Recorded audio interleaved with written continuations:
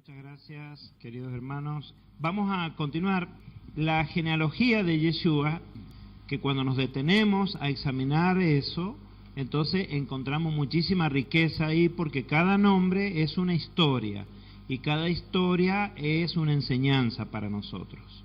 Cuando uno lee las genealogías en Génesis, que salen en Éxodo, ¿no es cierto?, en Levítico, en Números, son genealogías muy ordenadas y muy uniformes. Entonces uno nota que cuando ya empezamos a depender para la genealogía de los cronistas más posteriores, la verdad que se nota que realmente hay cosas que es asombroso lo difícil que es dilucidarlas. Entonces las genealogías de ahí dependen de a qué, digamos, rama familiar se quería hacer referencia. A ver si me hago entender. Si ustedes toman un punto de referencia de este que es el tatarabuelo hasta aquel que es el tatara-bisnieto, van a seguir una línea, porque ustedes saben que van hacia esa persona. Pero si quisieran ir hacia otra, y una parte del camino la tenemos en común con los nombres, pero ya después cambian porque la ramificación va en otra dirección, ¿se entiende? Entonces, después de Zorobabel, en Crónicas hay una lista de nombres, en Mateo hay otra lista de nombres y en Lucas hay otra lista de nombres. Y uno dice, bueno, ¿pero y cuál es? Bueno, es que apuntan en diferentes direcciones, en ese entramado que son los árboles familiares cuando se van abriendo las ramas, ¿verdad? Depende de hacia donde quieras ir, es en la lista de nombres que vas a detectar, pero en una familia se abren ramas en todas direcciones. Entonces, según hacia donde vayas, es la lista de nombres que vas a tener. ¿Y por qué la diferencia entre Mateo y Lucas? Pues porque una, a partir de Zorobabel, es la genealogía que va a dar por resultado a Yosef, y la otra es la que va a desembocar en Miriam. Entonces son diferentes ramas. Entonces vos ves distintos nombres. Y cuando el cronista en Primera de Crónica relata los descendientes de Zorobabel, él no está yendo en dirección ni de Yosef ni de Miriam, va en la dirección que más o menos le parece. Entonces aparece otra lista de nombres. Bien, en este Shabbat vamos a estudiar algunos detalles que se topan mucho con que un cronista le llama de una manera a un rey, por decir, o un profeta le llama de otra. En realidad él se llamaba de otra manera y el rey conquistador que vino le puso otro nombre. Entonces hay un momento que no sabes de quién estás hablando, ¿sí? Bien, vamos entonces a repasar que lo que habíamos estado viendo es la genealogía. La primera parte es los padres de la nación, ¿no es cierto?, a partir de Abraham, relata Mateo, mientras que Lucas relata desde Adán, desde el principio. Bien. Esto lo hemos estado viendo en los Shabbat anteriores. Después vimos la segunda parte de la genealogía de Yeshua, cuál es la referida a los reyes de Judá. No, la genealogía de Yeshua no incluye que describamos la genealogía de los reyes de Israel, porque es otra rama y se separaron por otra vía, ¿sí? Entonces así vimos a partir de David, Salomón, Asa, Josafat, bueno, todos los reyes. Y finalmente terminamos en este Jeconías, ¿no es cierto?, que es el tiempo de la deportación a Babilonia, que fue precedida por una invasión egipcia. Entonces, la verdad que es bastante complejo todo. Entonces, desde la deportación en adelante, vamos a hablar hoy día, aunque nos vamos a retroceder un poquito a los últimos reyes, para desde ahí retomar el camino. Dice verso 12 de Mateo 1, dice, y después de la deportación babilónica, Jeconías engendró a Salatiel, y Salatiel engendró a Zorobabel.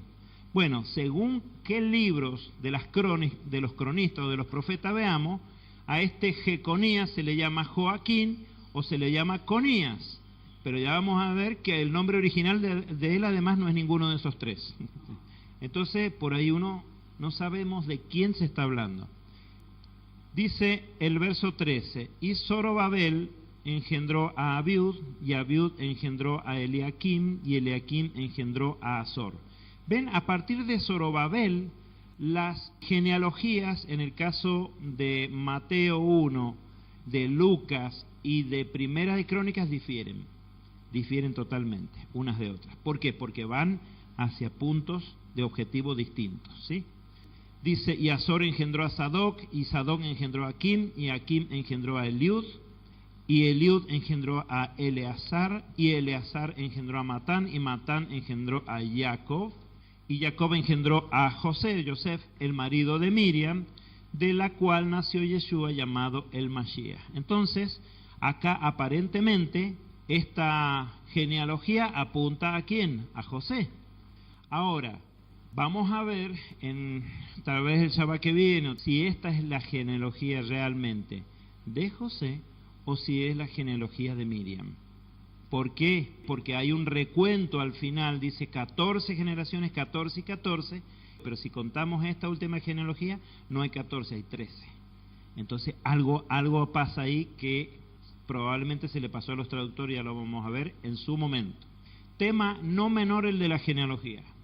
Entonces nos vamos a detener hoy día, vamos a arrancar de la historia de Jeconías, Joaquín o Conías, que engendró a Salatiel. Eso está descrito en Primera de Crónicas, capítulo 3, más que nada en el verso 17, pero vamos a arrancar desde el 15, porque se habla de un rey ahí. ¿Cuál es el rey? El rey Josías. ¿Se acuerdan? Josías fue un gran rey, uno que destacó por ser alguien que restauró la verdad en Judá, ¿sí? Dice, Primera de Crónicas, capítulo 3, versos 15 y 17. Los hijos de Josías fueron Johanán, su primogénito. El segundo fue Joacim, y no confundan a Joacim con Joaquín.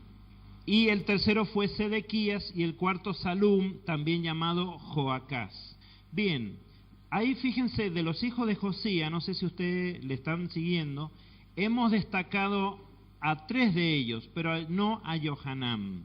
¿Por qué? Porque Johanán no aparece después. En cambio, Joacim, Sedequías y Salum sí aparecen. Bueno, y ahí los tenemos un poco la relación en un gráfico, ¿sí? Josías engendró a Joacim, a Joacás, también llamado Salum, y a Sedequías. Y lo hemos puesto en una disposición medio extraña en los cuadros, porque en realidad viene del gráfico anterior donde estábamos viendo cómo se fue dando la línea de sucesión de los reyes.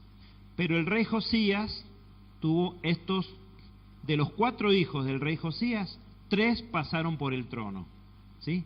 Dice, verso 16 de 1 Crónicas 3, hijos de Joacim, Jeconías, también llamado Joaquín, y acá sí, Jeconías Joaquín es de aquel que viene hablando Mateo, ¿sí? Ahí aparece. Fíjense, hijos de Joacim, del segundo de los hijos de Josías, Jeconías, Joaquín su hijo del cual fue Sedequías. Bien, hemos destacado solamente a Joaquín como hijo de Joacim, aquí en el orden del gráfico. Ya vamos a repasar un poquito lo que vimos el sábado pasado sobre estos reyes. Y el nombre original de Joacim era Eliakim, y el nombre original de Sedequías era, que dice ahí, Matatías. Bien, eso como un detalle para ver. ¿Qué estuvimos viendo en el sábado pasado? Que a Josías lo sucedió, el pueblo puso a su hijo Joacás, que tenía 23 años, pero gobernó 3 meses nada más Joacás, que en algunos textos le dicen Salum. Entonces, el pueblo proclamó a la muerte de Josías a Joacás, pero los 3 meses de gobierno fueron invadidos por el faraón Necao, quien lo llevó deportado a Egipto a Joacás, y allá murió Joacás, no volvió. Y el faraón de Egipto puso en su lugar a su hermano Joacim, ¿sí? Sacaron a Joacás y pusieron a Joacim. Joacim gobernó 11 años hasta que el dominio egipcio sobre la zona se perdió, porque fue invadida la zona por Babilonia. Y entonces el rey Nabucodonosor de Babilonia llevó a Joacim cautivo a Babilonia, ¿sí? Y puso en su lugar a Joaquín, Jeconías. Este es el famoso Jeconías del que viene hablando Mateo, dice, ya como fin y a la deportación. Pero Jeconías, este es el rey que dijimos que tenía 8 años cuando empezó a reinar. Sin embargo, las versiones revisadas dicen que no tenía 8 años, sino 18. ¿Por qué? Porque hay otros testimonios en Segunda de Reyes y en otros libros donde no dice 8, sino 18. Mientras que en Primero de Crónica 35, creo que es, en Segunda de Crónica 35 dice 8 años. ¿Sí? Bien, este Joaquín reinó poco tiempo porque nuevamente vino Nabucodonosor y lo llevó cautivo a Joaquín. Ya se había llevado a Joacín, ahora se llevó a Joaquín. Y Nabucodonosor puso en el gobierno a otro de los hijos de Josías, quien es Sedequías o Sedecías, según la versión de Biblia que ustedes lean. ¿Sí? Explicado esto, que es simplemente decir cómo fue yendo la sucesión, vamos a pasar a hablar de los hijos de este Jeconías, que acuérdense que el que quedó gobernando en Jerusalén, puesto por Nabucodonosor, fue Sedequías, hijo de Josías, y se llevó cautivo a Joaquín o Jeconías, pero la genealogía no sigue por Sedequías, sino por Joaquín, el que fue llevado. El que fue llevado. 11 años quedó gobernando Sedequías ahí, y este Joaquín, Jeconías, quedó allá 37 años en prisión hasta que un sucesor de Nabucodonosor lo liberó. Ya vamos a ver cómo fue. Bien, esto es más complicado que una novela mexicana, hermana. Entonces, dice el verso 17 de Primera de Crónicas 3, hijos de Jeconías el cautivo, Salatiel. Ahí lo tenemos a Salatiel. Y Salatiel se le llama un príncipe de Judá, porque él ya no reinó, pero él estuvo en Babilonia con su padre Joaquín, ¿sí? Y vamos a ver la historia de Salatiel también un poquito. Vamos a ver un poquito este tema. Entrando así en la segunda parte del verso 12 de Mateo 1, que dice, Salatiel engendró a Zorobabel. Zorobabel, ustedes lo habrán sentido nombrar porque es uno de los que después ya cuando pudo retornar Judá a Jerusalén, es uno de los que estuvo en la reconstrucción del templo y de la ciudad, ¿sí? O sea que es uno de los que del remanente que volvió, es Zorobabel. Y acá dice que Salatiel es el papá de Zorobabel. Bien, vamos a ver eso. Primera de Crónicas, capítulo 3, verso 19. Y repetimos la lectura del 17. Dice, hijos de Jeconías el cautivo, Salatiel. Ahí lo tenemos a Salatiel en el gráfico. Dice, otros hijos, Malquiram, Pedaías, Senazar, Jecamías, Osama y Nedavías. O sea que tuvo un montón de hijos y en algunas traducciones le agregan otro hijo más. Pero bueno, son 1, 2, 3, 4, 5, 6, 7 hijos. Bien, y si ustedes se fijan en el texto, hemos resaltado a 2. Hemos resaltado a Salatiel y hemos resaltado a Pedaías, hermanos, hijos de Jeconías, que también se llama Joaquín, ¿verdad? Bien. Y ahí lo tenemos a Pedaías. Ahí tenemos en el gráfico Jeconías y sus 2 hijos, Salatiel y Pedaías. Bien, y dice en el verso 19, hijos de Pedaías, el otro que resaltamos. ¿Quién dice? Zorobabel y Simei. E hijos de Zorobabel, y bueno, y sigue la lectura de los hijos de Zorobabel. Pero nos interesa que dice hijos de Pedaías, Zorobabel. Entonces ahí lo tenemos en el gráfico a Zorobabel. Bien, ahora bien, según Mateo 1, Salatiel engendró a Zorobabel. Pero según Primera de Crónicas, capítulo 3, Zorobabel es hijo de Pedaías, del hermano de Salatiel. Pedaías o Nebaías sería el papá de Zorobabel, pero según Mateo, el papá de Zorobabel es Salatiel.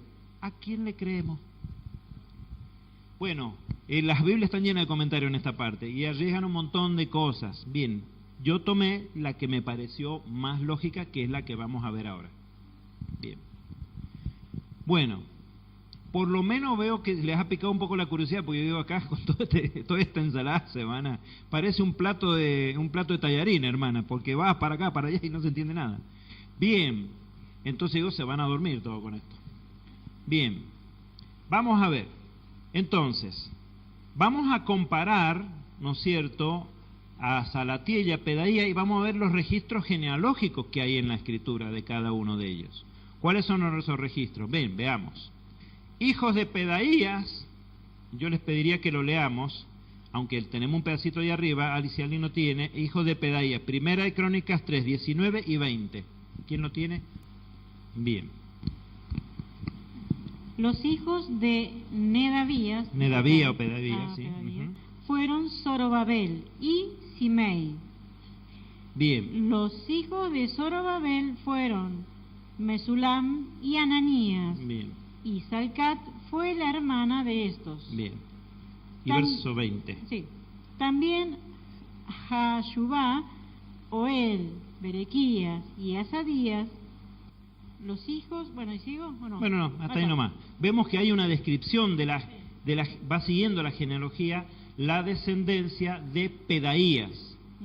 Pero cuando buscamos la descendencia de Salatiel, los hijos de Salatiel, nos encontramos con que no hay ningún registro. No hay ningún registro. No dice, Salatiel engendró a Zorobabel y no lo dice, pero por todos lados sí está la expresión Zorobabel, hijo de Salatiel. Está en muchísimos pasajes, sin embargo, en ningún lado en la escritura dice que Salatiel lo haya engendrado, no lo dice. En cambio, sí dice que Pedaías engendró a Zorobabel. ¿Cómo se explicaría esto?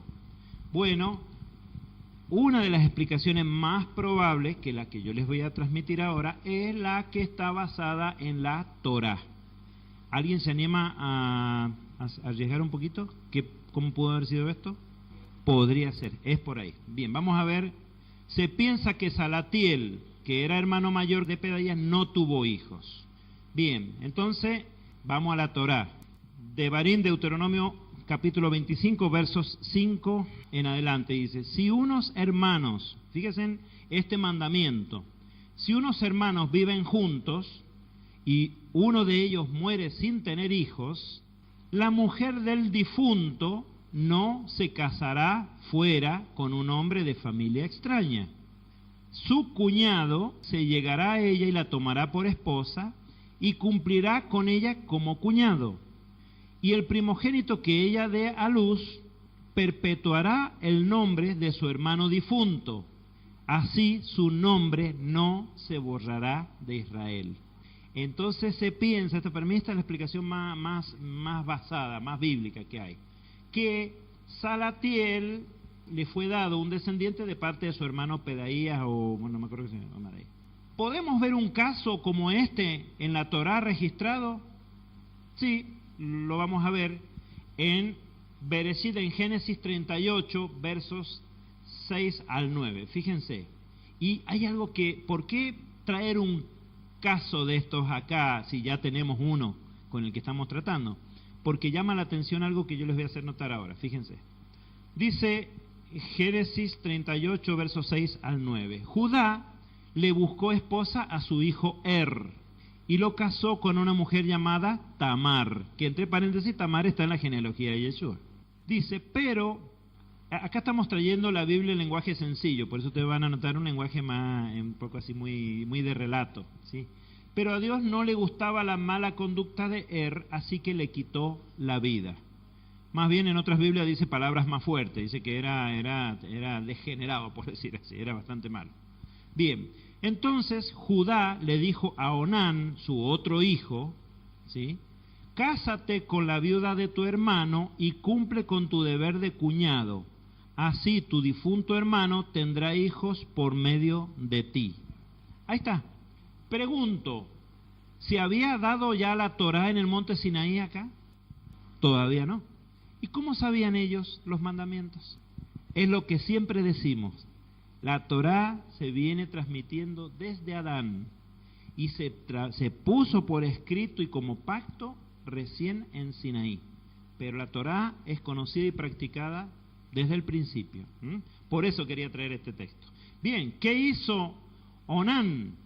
Onán sabía que los hijos que tuviera con su cuñada no serían considerados suyos, sino de su hermano. ¿Ven? ¿Ve? Cuando un cuñado tenía, para cumplir con esta ley que le llaman del levirato, con su cuñada, ese hijo no era de él, era del hermano fallecido.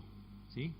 Bien, por eso, cada vez que tenía relaciones sexuales con ella, procuraba no dejarla embarazada. Esta es la versión más suavecita que encontré en este tema, porque las otras son muy explícitas, no me gustaban. Bien, entonces procuraba no dejarla embarazada porque no quería que engendrara un hijo que no fuera de él, por lo cual no vamos a seguir leyendo, el Señor también le quitó la vida después a él.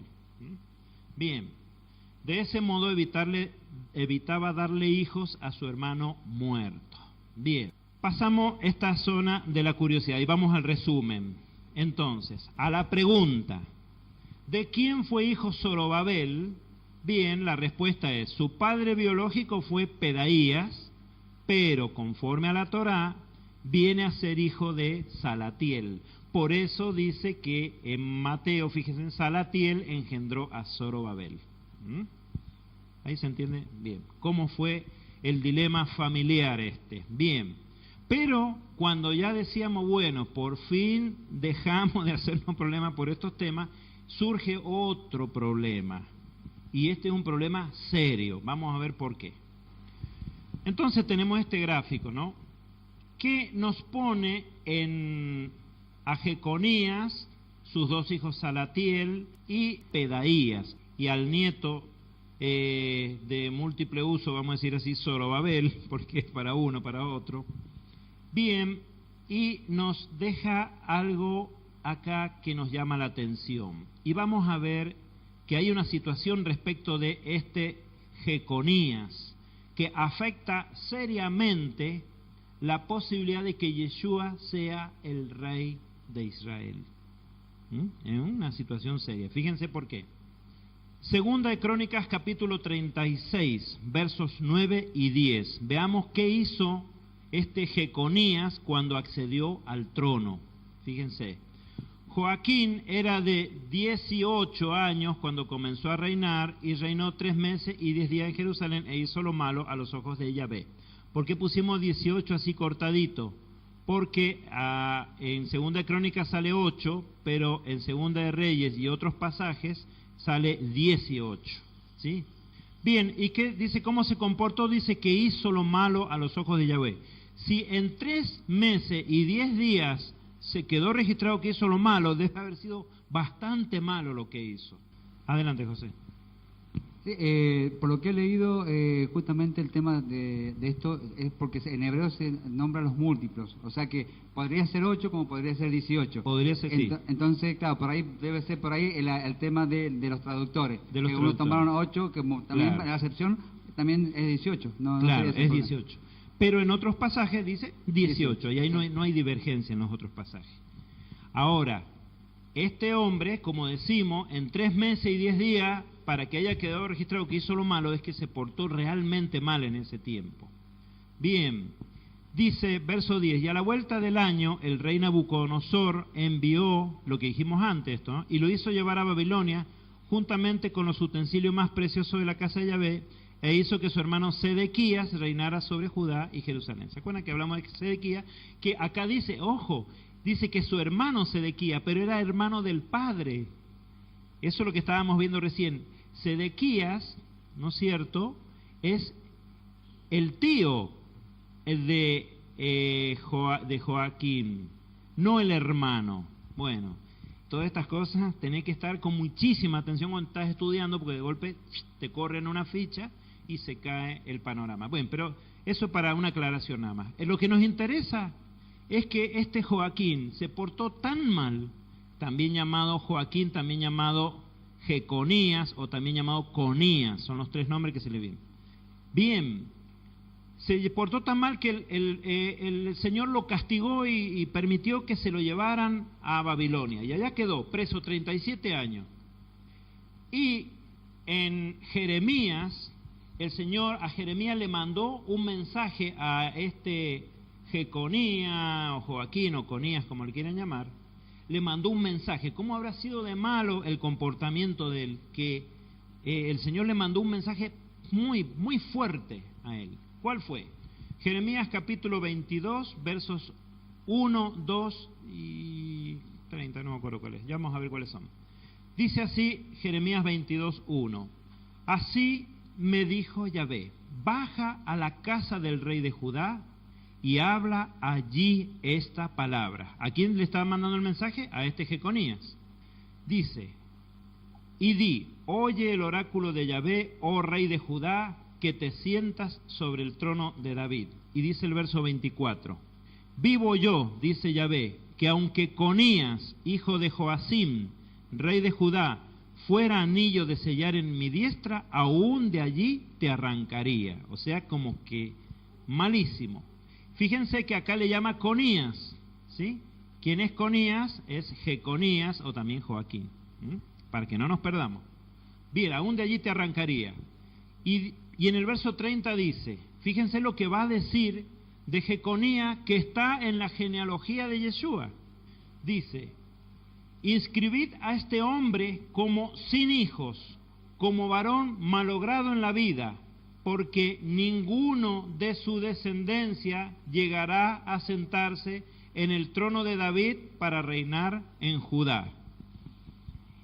Este anuncio de parte del Señor, y Yeshua es descendiente de él. Yeshua es descendiente de él. Entonces dice que ninguno de sus descendientes se sentará en el trono de David. Entonces alguien nos puede decir, Yeshua no tiene derecho a ser rey porque uno de sus ancestros es Jeconías, sobre quien se dictaminó esto, que ninguno de sus descendientes se sentará en el trono de David. Entonces es un problema familiar muy serio de descendencia. Entonces no tiene derecho a reinar según esta expresión. No tiene derecho a reinar, sí. Bien, pero Yeshua va a reinar sobre Israel, pero también sobre Judá como un solo pueblo. Ese es el anuncio. Y entonces, ¿en qué nos quedamos? ¿Dios se va a contradecir en su palabra? Vamos a ver. Hay un pasaje acá que me hubiera gustado poner, que ahora me estoy acordando que debí haberlo puesto, de la Torá, en que lo salteamos. Y ese pasaje, vamos a ver si se los menciono más adelante, que daría la solución para este problema, ¿sí? Bien, es una cuestión legal. Pero es que dice, no, ese es el caso de Judá respecto de David, sí, pero no es este caso. Este caso dictaminó el Señor que ningún descendiente de él se va a sentar en el trono de David. Bien, ¿en qué quedamos entonces? Bueno, en Jeremías capítulo 24, en los versos 1 a 10, se declara algo en particular. Yo les voy a contar un poquito que este Joaquín, Jeconías, ¿no es cierto?, Conías, también llamado, cuando fue llevado a Babilonia, quedó en prisión durante 37 años. Ahora bien, en ese tiempo, su destino no le fue indiferente. Y estas son las cosas que el Eterno marca a veces para llamar a alguien al arrepentimiento, ¿sí? Bien, vamos a ver.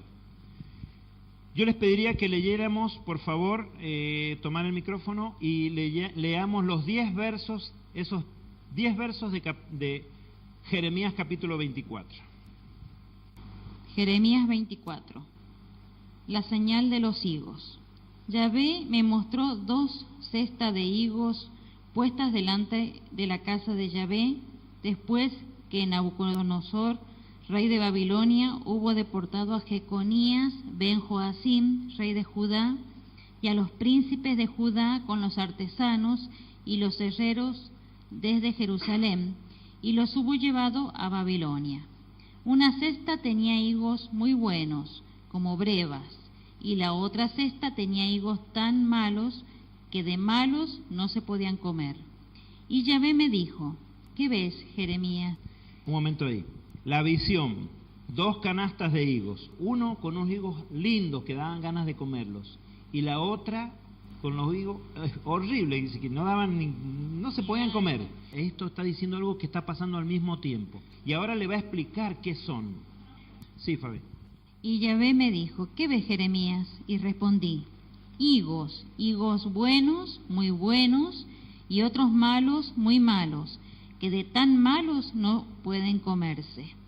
Y vino a mí palabra de Yahvé diciendo, así dice Yahvé, Dios de Israel, como a estos higos buenos, así consideraré para bien a los exiliados de Judá, a quienes envié desde este lugar a la tierra de los caldeos. Bien, ahí.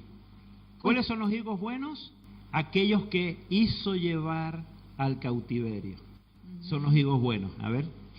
Pues pondré mis ojos sobre ellos para bien, y los haré volver a esta tierra, y los edificaré, y no los derribaré, y los plantaré, y no los arrancaré. Les daré un corazón para que me conozcan, y sepan que yo soy Yahvé, y ellos serán mi pueblo, y yo seré su Dios, porque se volverán a mí de todo corazón. Pero como los higos malos, que de tan malos no pueden comerse, así son aquellos de quienes dice Yahvé, así entregaré a Sedequías, rey de Judá, y a sus príncipes, y al resto de Jerusalén, los que hayan quedado en esta tierra, y los que habitan en la tierra de Egipto. Los convertiré en espanto, en mal para todos los reinos de la tierra, oprobio y mal ejemplo, insulto y maldición, en todos los lugares a donde los arrojaré. Y enviaré contra ellos la espada, el hambre y la pestilencia, hasta que sean exterminados de la tierra que les di a ellos y a sus padres. Ahí está. Entonces, está diciendo que algo ha pasado con los que hizo llevar cautivos, que ahora los considera bien. Y los que se quedaron, dice, estos no los puedo ni ver. Entonces, ¿qué pasa? Uno diría, viste, a los que se llevó cautivo, esos son los peores. Y a estos que dejó, son los mejores. Y al final resultó que no. ¿Por qué? Porque los que se llevó cautivo, los llevó cautivo porque de verdad transgredieron contra él. Pero estando en cautividad, eso los condujo al arrepentimiento. Mientras que los que quedaron se sintieron mejores y al final fueron peores. Eso también para que aprendamos a ver nosotros. Cuando vemos a alguien en aflicción, esto, uno dice, bueno, mira, por su desobediencia. Ojo, que por esa aflicción que está pasando esa persona, podría volverse y al final resultar mejor que nosotros. Entonces, seamos siempre humildes para mirar las cosas.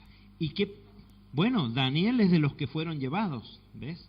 Claro, está llevando a él. Daniel está entre esos higos bonitos. Pero también vamos a ver que está al final, entre esos higos bonitos, también está Jeconías, que después de todo el mal que hizo cuando gobernaba, se arrepintió, aunque no está expresa el arrepentimiento. Pero lo vamos a leer, otra lectura que le voy a pedir que tengamos, Jeremías 52, versos 31 a 34. 31 a 34. 31 a 34 del capítulo 52 de Jeremías. Bueno. Joaquín es honrado en Babilonia. En el 37º año del destierro de Joaquín, rey de Judá, en el 12º mes, a los 25 días del mes, se levantó Evil Merodac, rey de Babilonia, el primer año de su reinado, y exaltó en honor a Joaquín, rey de Judá, y lo sacó de la cárcel. Habló amablemente con él y estableció su trono por encima de los tronos de los reyes que estaban con él en Babilonia. Entonces se despojó Joaquín de las ropas de prisionero y comió siempre en la presencia del rey todos los días de su vida. Y todos los días que vivió, su ración diaria procedía continuamente de parte del rey de Babilonia hasta el día en que murió.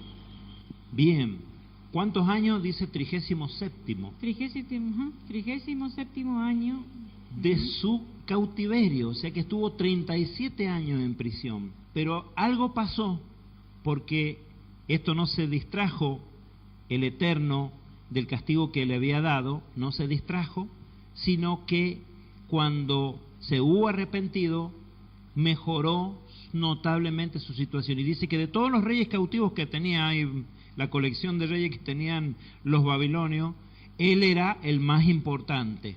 Y además dice que estuvo comiendo de la mesa del rey, eso era una honra especial, todos los días de su vida. Quiere decir que este hombre se arrepintió de sus males que había cometido. Bien, hubo arrepentimiento en Jeconías y así se alivió su castigo, pero no solo eso, sino que también vino bendición para su descendencia. Cuando alguien peque, ¿no es cierto?, trae maldición sobre sí mismo y sobre su descendencia, pero si alguno de su descendencia se arrepiente, es librado. Bueno, este es el caso que tenemos respecto de Jeconías, pero todavía falta. Y vamos a comparar lo que dijo Jeremías de Jeconías y vamos a ver que ahora Ageo va a hablar de Zorobabel. Fíjense, Jeremías 22, verso 24 dice: vivo yo, dice Yahvé, que aunque Conías, hijo de Joacim, fuera anillo de sellar en mi diestra, de allí le arrancaría. Pero el Eterno manda palabra a través de Ageo para esta vez hablar de Zorobabel, nieto de Jeconías. Fíjense, en aquel día, dice Yahweh Sebaot, te tomaré, oh Zorobabel, hijo de Salatiel. ¿Ven cómo lo nombran hijo de Salatiel? Dice Yahvé, y te pondré como anillo de sellar, porque a ti te he escogido, dice Yahweh Sebaot. Entonces, sí tenemos un descendiente en la genealogía de Yeshua que es maldecido, pero tenemos otro posterior a él en que es restaurada la bendición, ¿sí? Entonces, finalmente, digamos así, que no se ve afectado el derecho a heredar el trono en Yeshua. Hay otras explicaciones alternativas a esta. Nosotros hemos tomado esta. Algunos dicen, no, porque esta es la genealogía de José, entonces, como José no es el padre de Yeshua, no le afecta. Pero vamos a ver si es la de José o la de Miriam. Eso lo vamos a ver, eso no está claro. Y hay otras explicaciones que dan. Pero me pareció esta la más adecuada y ya me están haciendo señas que se me acaba el tiempo. Bien, entonces, vamos a concluir leyendo 2 Crónicas 7, 13 al 16, que dice: si yo cierro los cielos para que no haya lluvia, o si mando langosta para devorar la tierra, o si envío pestilencia entre mi pueblo, y se humilla mi pueblo sobre el cual es invocado mi nombre, y oran y buscan mi rostro y se convierten de sus malos caminos, entonces yo oiré desde los cielos y perdonaré sus pecados y sanaré su tierra. Mis ojos estarán abiertos y mis oídos atentos a la oración de este lugar, porque ahora he escogido y santificado esta casa para que mi nombre esté en ella para siempre, y mis ojos y mi corazón estén allí todos los días. Tenemos un Padre que es de oportunidad. Puede ser que hayamos sido de los peores, pero aquel que se arrepiente, Él lo honra, lo limpia, lo levanta y le da un lugar en su casa. Y esta es la historia de Jeconías, que al arrepentirse retomó bendición para su descendencia, con lo cual sigue intacto el derecho de heredar el trono de Yeshua. Amén.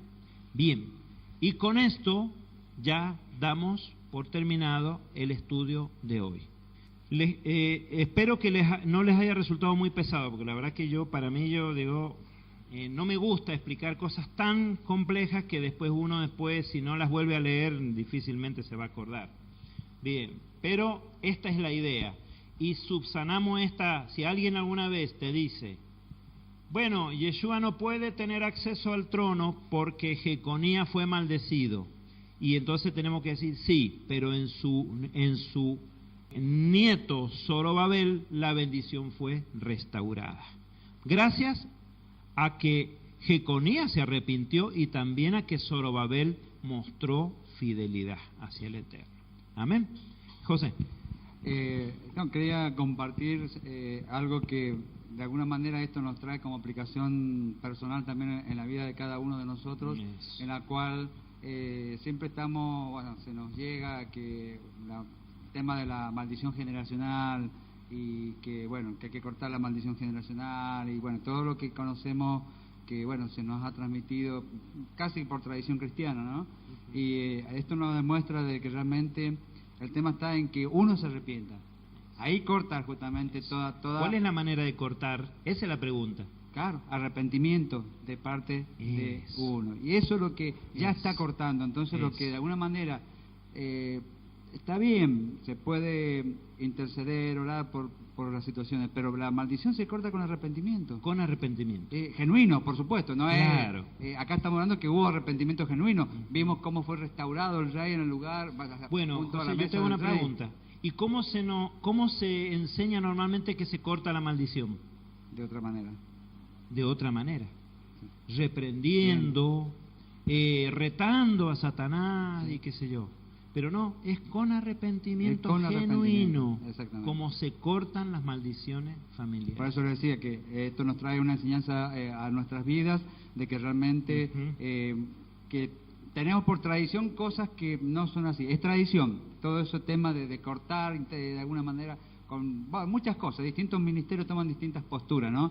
En cuanto a eso, en cuanto a la maldición generacional. Acá es sencillo, el Señor nos muestra que claramente se corta con arrepentimiento, y desde allí nuestra descendencia, independientemente de lo que haya ocasionado la situación hacia a los ancestros, se corta con arrepentimiento genuino, que no tiene nada que ver como consecuencias de las, digamos así, transgresiones o pecados de nuestros ancestros. Claro. Eso es otra cosa. Las consecuencias que hayan pasado o que estén pasando como consecuencia de eso es otra cosa. Ahora, la maldición generacional se corta con arrepentimiento genuino.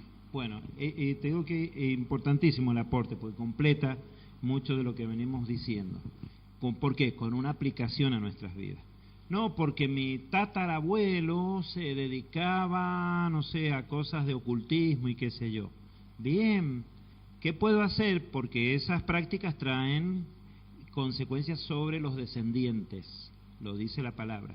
¿Qué puede hacer un descendiente? Volverse al Eterno de todo corazón. Esa es la forma verdadera de cortar estas famosas maldiciones generacionales. Y obediencia, hermana. Arrepentimiento y obediencia. Muy bien, hermana. Esta es la única manera. Porque si uno no se arrepiente, puede reprender todo lo que quiera y no va a pasar nada. Bien, con esto, bien. Sí, nombra por eso puse estos dos versos, que los dos los compara con anillo. Claro, ¿qué significa eso? Es lo que se le dio a José, el anillo, autoridad, se le da dominio, claro, se le restaura, ¿no es cierto?, esa función de gobierno. Bueno, muy amables todos, yo les pido que nos pongamos de pie y podamos estar haciendo una oración para concluir con la reunión.